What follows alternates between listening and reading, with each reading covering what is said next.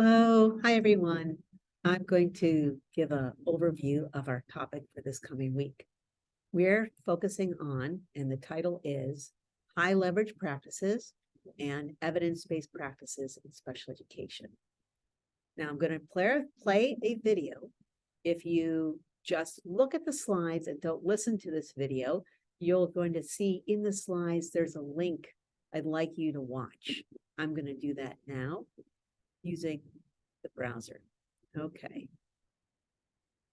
Here we go. Okay. Okay. All right, let's watch this together. What are HLPs? Welcome to our new series on high leverage practices, also known as HLPs for students with disabilities. The purpose of this series is to introduce each HLP and provide a brief demonstration of each practice. It would be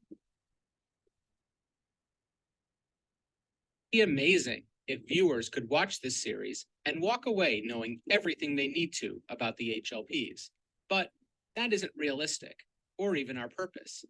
Instead, this video series is one tool at your disposal when learning about these critical practices during coursework, professional development, and other independent learning.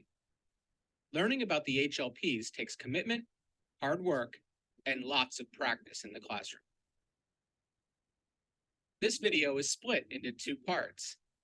First, we introduce and define HLPs. Second, we provide a roadmap for the remainder of the videos in this series and highlight other available resources. Part 1. What are HLPs? In many schools, students with disabilities can comprise over 10% of the student body.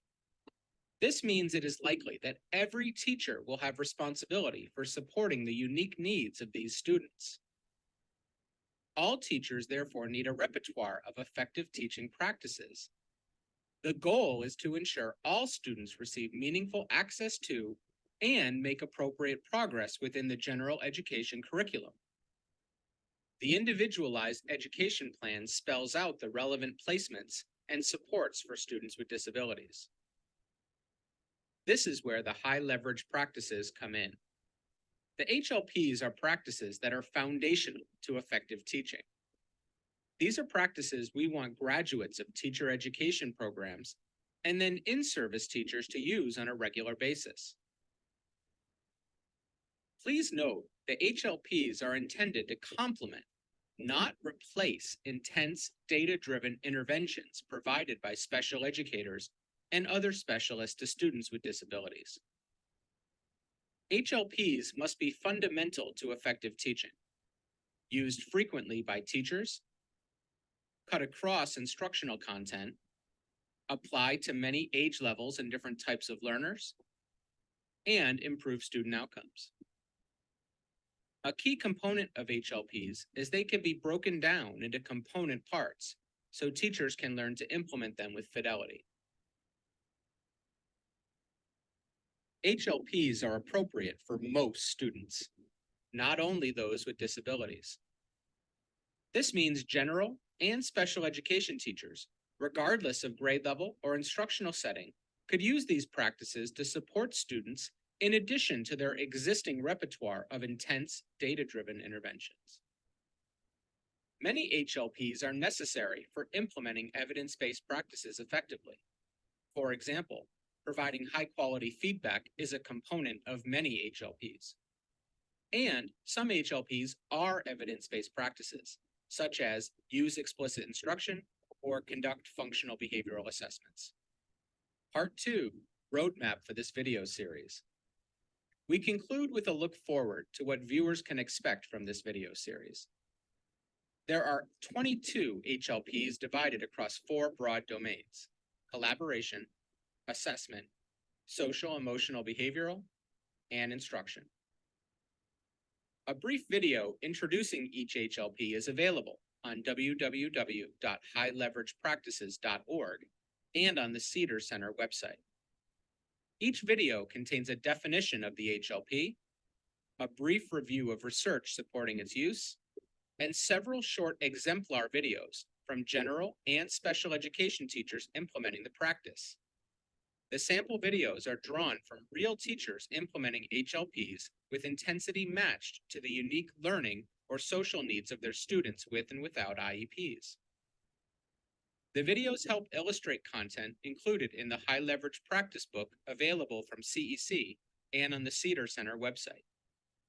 However, the videos are not a substitute for the HLP book or other professional learning opportunities. To accompany each video, additional resources are available. These resources include additional video clips demonstrating each HLP, prompts for reflection and discussion, and links to other relevant resources, including the National Center for Intensive Intervention website. It is our mission to help professionals learn about and implement the HLPs. Okay, let me exit out of this video. I think that's really helpful. I like the video. I am going to go back to where I was in my presentation. Okay. Okay, and I want to also mention, however, before going on, that if you sign up to do a website review for Module 2, you're going to be sharing some of these HLPs with us in class. Okay. All right. So what are HLPs and why are they important? They are foundational to effective teaching. They are important because they can be used by general educators and provide a good, solid Tier 1 general education classroom. HLPs provide a focus also or a curriculum for teacher preparation programs. And that's what is done in the United States. Okay, what are these types of practices? The 4 criteria.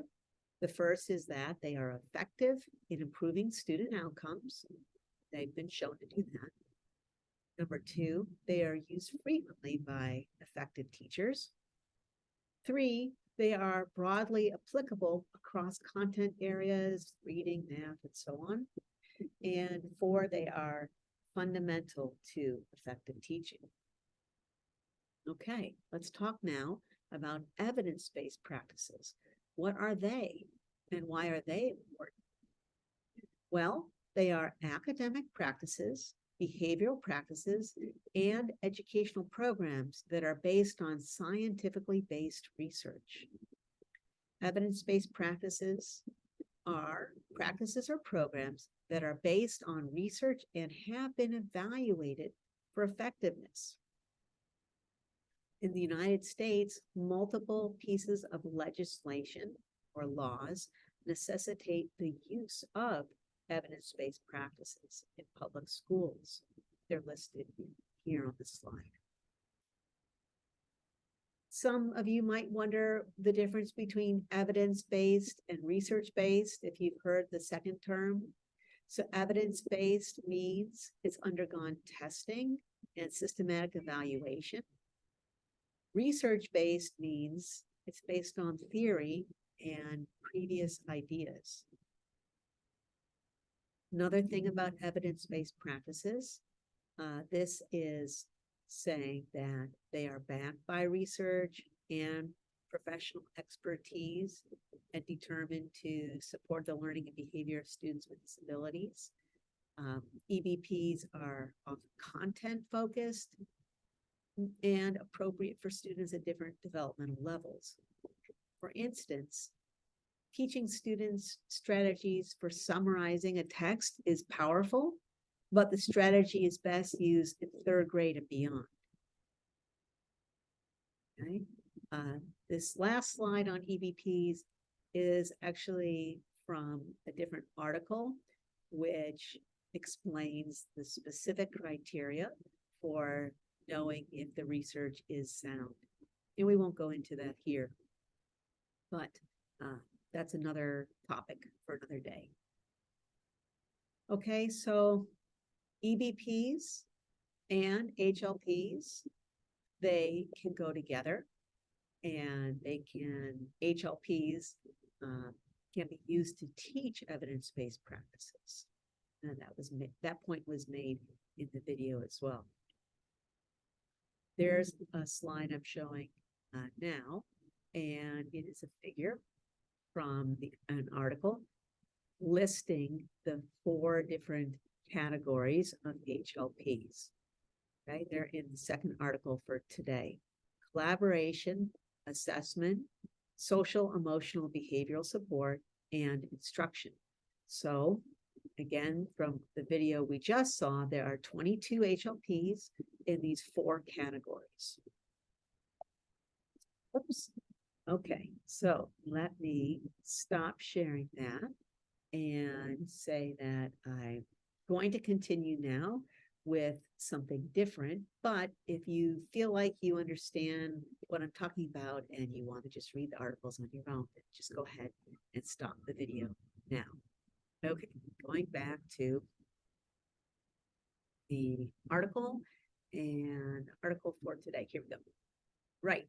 So back to the article, big ideas, special education, specially designed instruction, HLPs, explicit instruction, and intensive instruction. So I'm just going to go over what's highlighted. SDI, specially designed instruction, is created by changing instructional content, methods, or delivery to meet the student's unique needs as a result of disability. So first off, whereas HLPs are great for everyone, SDI is for kids with disabilities. Okay, probably in other classes, you've gone over this idea that SDI is the product of identifying the goals and objectives of intervention, and by definition is individualized and will look different for students with different strengths, needs, and abilities. Okay, so want to go to this figure right here, the nested structure of this terminology. This biggest circle shows specially designed instruction, which is legally mandated for students with IEPs, and it's specially designed. HLPs, professional practices that teachers should master. Explicit instruction is evidence-based as well as an HLP. It's often used to teach students with disabilities content. The last is something I haven't mentioned yet, which is intensive instruction, but that is something that we did talk about with respect to RTI earlier on in the course together. Okay, so I'm highlighting here just some additional places where I think it would be helpful for you to read if you're going to read the article. I'm also showing on my screen, I'll make this a little bigger, that the table has these 4 areas for HLPs and the 22 specific HLPs. All right, now the articles I like because it has an example, a scenario where some teachers are working with students who are struggling in math, and then they go through and explain how the teachers problem solved, how to better meet the needs of the students. Please read that if that's okay. And if not, then we can talk about it together in class. Now, what I'm showing on this table, table 3, is more specific information about explicit instruction. And there are principles of effective explicit instruction in this table. Okay, we had a lot of time. We would do this. In fact, we will be doing this together. I shouldn't say if we have a lot of time. We have plenty of time. We're going to be using explicit instruction and referring to that a lot. Okay, the last thing in this article is this idea. I'm sorry I did not highlight it yet, but intervention intensity. Okay, so that's this idea, the last II, the last acronym. There are different dimensions. Let me go over them now. One is this idea of dosage. You think about it almost like medicine. That's where the word dosage comes from. It includes decreasing the size of an instructional group and increasing the amount of instructional time. That's one way to intensify instruction.